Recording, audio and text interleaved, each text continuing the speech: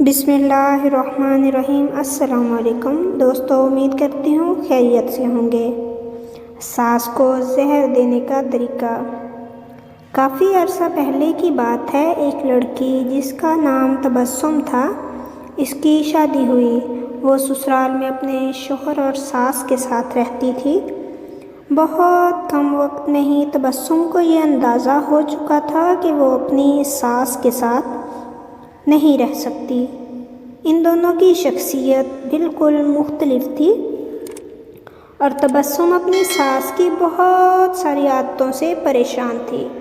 اس کی ساس ہر وقت تبسم پر طنز کرتی رہتی تھی، جو اسے بہت ناگوار گزرتا تھا۔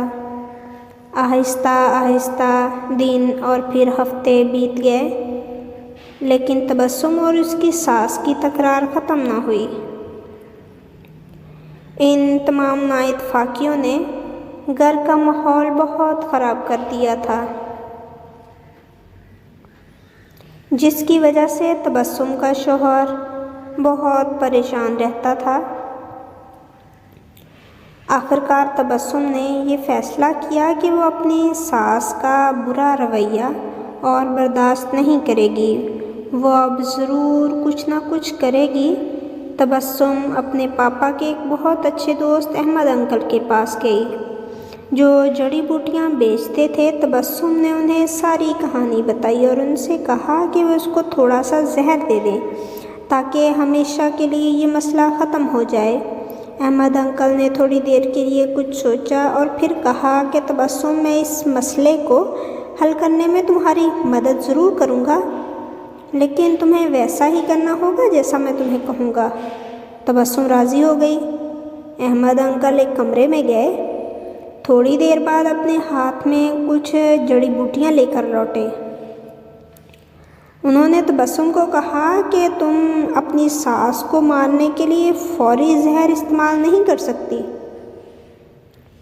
کیونکہ اس طرح سب تم پر شک کریں گے۔ اس لیے میں تمہیں یہ جڑی بوٹیاں دے رہا ہوں، یہ آہستہ آہستہ ان کے جسم میں زہر پھیلائیں گی۔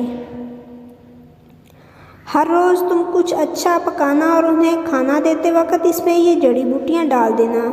اور ہاں، اگر تم چاہتی ہو کہ کوئی تم پر شک نہ کرے کہ تم نے انہیں مارا ہے، تمہیں ان کا خیال رکھنا ہوگا اور ان کے ساتھ بہت دوستانہ تمہارا رویہ ہونا چاہیے۔ ان سے لڑائی مت کرنا، ہر بات ماننا اور ان کے ساتھ ایک ملکہ کی طرح برتاؤ کرنا۔ تبسم یہ سن کر بہت خوش ہوئی۔ اس نے احمد انکل کا شکریہ ادا کیا اور جلدی سے گھر چلی گئی، کیونکہ اب اسے اپنی ساس کو مارنے کا کام شروع کرنا تھا۔ ہفتے گزر گئے، پھر مہینے۔ تبسم روز کچھ اچھا پکا کر اپنی ساس کو خاص طور پر پیش کرتی تھی۔ اسے یاد تھا کہ احمد انکل نے اس سے کیا کہا تھا کہ اسے اپنے غصے پر قابو رکھنا ہے، اپنی ساس کی خدمت کرنی ہے اور ان کے ساتھ اپنی ماں جیسا برتاؤ کرنا ہے۔ 6 مہینے گزر گئے، گھر کا نقشہ تقریباً بدل چکا تھا۔ تبسم نے کوشش کر کے اپنے غصے پر قابو کرنا سیکھ لیا تھا۔ اب اکثر وہ اپنی ساس کی باتوں پر ناراض اور غصہ نہ ہوتی۔ 6 ماہ میں ایک بار بھی اس کا اپنی ساس سے جھگڑا نہ ہوا۔ اب بہت اچھی لگنے لگی تھی، ان کے ساتھ رہنا بھی آسان لگنے لگا تھا۔ اس کی ساس کا رویہ بھی اس کے ساتھ بدل گیا تھا اور وہ تبسم کو اپنی بیٹیوں کی طرح پیار کرنے لگی تھی۔ وہ اپنے سب دوستوں کے درمیان تبسم کی تعریفیں کرتی تھی۔ تبسم اور اس کی ساس دونوں اب ایک دوسرے کو ماں بیٹی کی طرح سمجھنے لگی تھی۔ تبسم کا شوہر بھی یہ سب دیکھ کر بہت خوش تھا۔ ایک دن تبسم پھر احمد انکل کے پاس آئی۔ تبسم نے کہا کہ آپ مجھے طریقہ بتائیں کہ کیسے میں اپنی ساس کو اس زہر سے بچاؤں جو میں نے انہیں دیا ہے۔ وہ بہت بدل گئی ہیں، میں ان سے بہت پیار کرتی ہوں اور میں نہیں چاہتی کہ وہ اس زہر کی وجہ سے مر جائیں جو میں نے انہیں دیا ہے۔ احمد انکل مسکرائے اور کہنے لگے، تمہیں ڈرنے کی ضرورت نہیں ہے۔ میں نے تمہیں زہر نہیں دیا تھا، بلکہ جو جڑی بوٹیاں میں نے تمہیں دی تھی وہ وٹامن کی تھیں، تاکہ ان کی صحت بہتر ہو جائے۔ زہر صرف تمہارے دماغ میں، تمہارے رویے میں تھا، وہ سب تم نے اپنے پیار سے ختم کر دیا ہے۔ یاد رکھیے، ہمارا رویہ، ہمارے الفاظ اور ہمارا لہجہ، یہ فیصلہ کرتا ہے کہ دوسرے ہمارے ساتھ کیا رویہ اپناتے ہیں۔ اس لیے خوش رہیں اور دوسروں کو بھی خوش رکھنے کی کوشش کریں۔